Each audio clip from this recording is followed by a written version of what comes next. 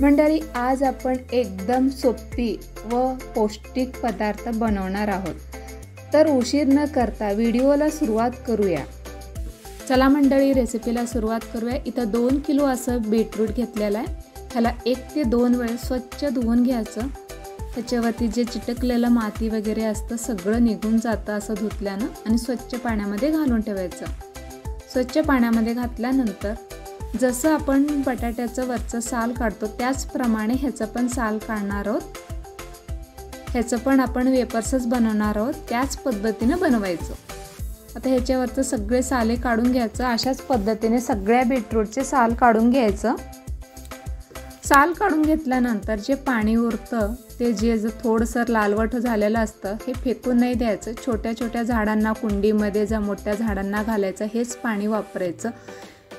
आता जसं उन्हाळा सुरू झालेला आहे आणि पाणीच्या कमतरता सगळीकडे थोडं थोडं भासत आहे, ह्यामुळं हेच पाणी वापरायचं. रोजच्या जे उपयोगीमध्ये येतं, भाज्या जे धुतलेल्या असतं हेच पाणी वापरायचं झाडांना. ते जे चिप्स करायचं जे हे असतं ना, चिप्स करायचं खिसणी असतं, त्याच खिसणीनं असं खिसून घ्यायचं, चिप्स करून घ्यायचं. आणि चिप्स करून घेतल्यानंतर पाण्यामध्ये घालून ठेवायचं.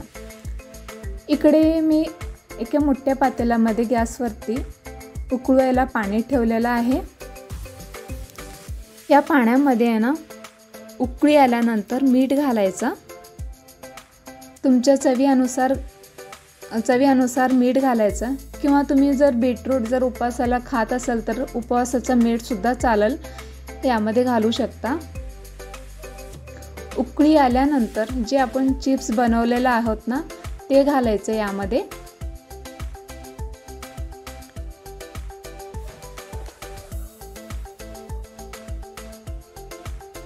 हे घालून घ्यायचं यामध्ये.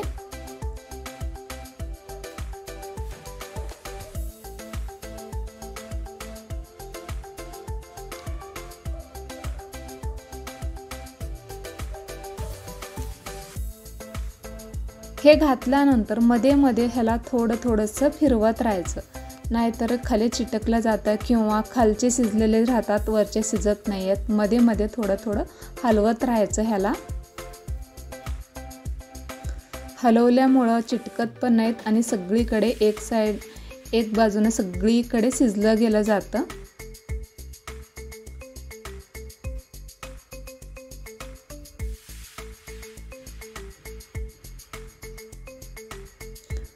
आता हे शिजलेत का नाही कसं ओळखायचं? एकतर हे ट्रान्सपरंट असं होतं, अशा पद्धतीने होतं. जरा इकडचं बाजू तिकडं थोडं ट्रान्सपरंट असं मंज दिसायला लागतं. किंवा तुम्ही नखाने जरा थोडंसं डिवचून सुद्धा बघू शकता शिजले का नाही. नाहीतर टाईमप्रमाणे म्हणाल तर 10 मिनटं लागलेलं आहे तिथं मला. आता हे शिजलेले आहेत. मी एक पातेले घेतले.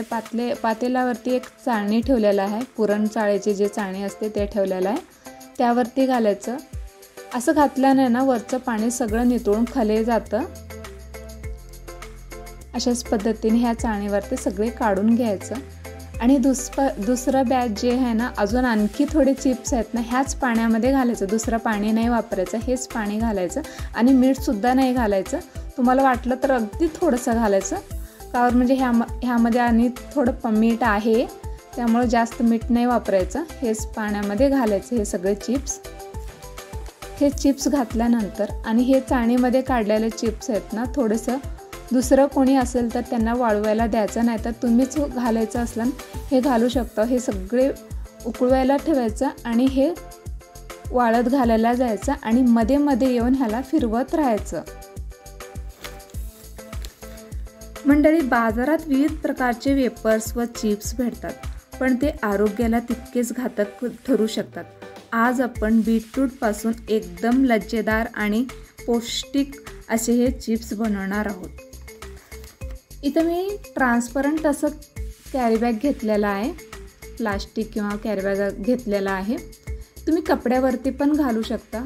कपड्यावरती घातल्यानं काय होतं, थोडंसं ह्याचं बीटरूटचं कलर येतं, डाग पडतात. त्यामुळे इथं मी ट्रान्सपरंट असं प्लास्टिक घेतलेलं आहे. अशाच पद्धतीने सगळे चिप्स थोडे सुट्टे करून घालायचं यावरती. जसं आपण बटाट्याचे घालतो त्याचप्रमाणे घालायचं आणि मध्ये मध्ये ह्याला थोडंसं मध्ये जे शिजवायला ठेवलेलं होतं ना त्याला मध्ये मध्ये थोडंसं फिरवत राहायचं, शिजलेत का नाही बघत राहायचं.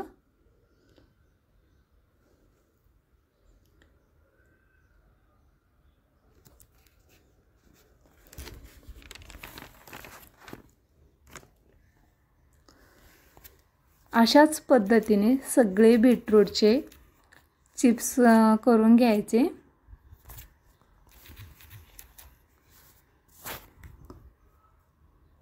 असं जाळीवरती काढून घ्यायचं आणि हे पाणी नितळलं गेलं जातं आणि हे घालायचं. खूप जास्त वेळ तसं चाळणीमध्ये ठेवायचं नाही. तसं ठेवल्यानं एकमेकाला चिटकतात आणि वाळवायला खूप त्रास होतं आणि मोडतात सुद्धा. त्यामुळं लगेच गरम पाण्यामधनं जे काढतो चाळणीमध्ये लगेच तुम्ही वाळवत घालायला सुरुवात करावं लागेल वाळवायला. आता हे सगळे एक एक करून घालायचं, एकदम पसरवायचं नाही आहे ह्याला. एक एक सुट्टे सुट्टे करून घालायचं ह्याला. अशाच पद्धतीने सगळे वाळू घालायचे. तुम्हाला आजची रेसिपी कशी वाटली कमेंट करून नक्की कळवा. काहीतरी तेच बटाट्याचे वेपर्स नको, काहीतरी वेगळं काहीतरी पौष्टिक पण राहावं म्हणून हे ट्राय केलेलं आहे बीटरूटचे वेपर्स. मग कशी वाटली आजची रेसिपी कमेंट करून नक्की कळवा. तुम्हाला इथं मी तळूनसुद्धा दाखवणार आहे. इथं मी 2 किलोचे हिंगे इतकेसे झाल्यात. वाळल्यानंतर खूपच बारीक होतात हे हिंगा, अशा पद्धतीने झालेले आहेत वाळल्यानंतर.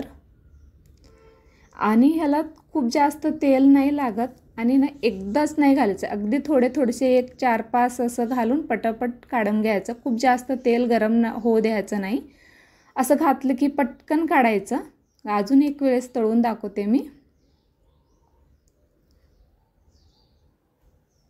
आणखी थोडेसे घालून तळून घ्यायचं हिंगा. हे अशाच पद्धतीने थोडेसे घालून तळून घ्यायचं.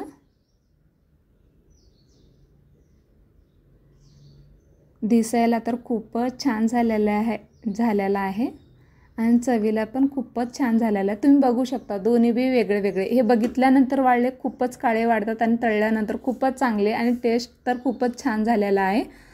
मला मी फोडूनही दाखवते. कुरकुरीतपणा आहे, एकदम मऊ नाही पडलेले आहे ते.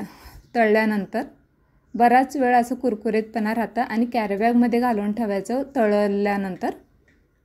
जसं आपण बटाट्याचं असताना सेम, दुसरं काहीच नाही आहे. मग चला मग पुन्हा भेटू एक नवीन रेसिपीसोबत. तोपर्यंत खात राहा, हसत राहा आणि बघत राहा एक चमचा स्वाद. धन्यवाद.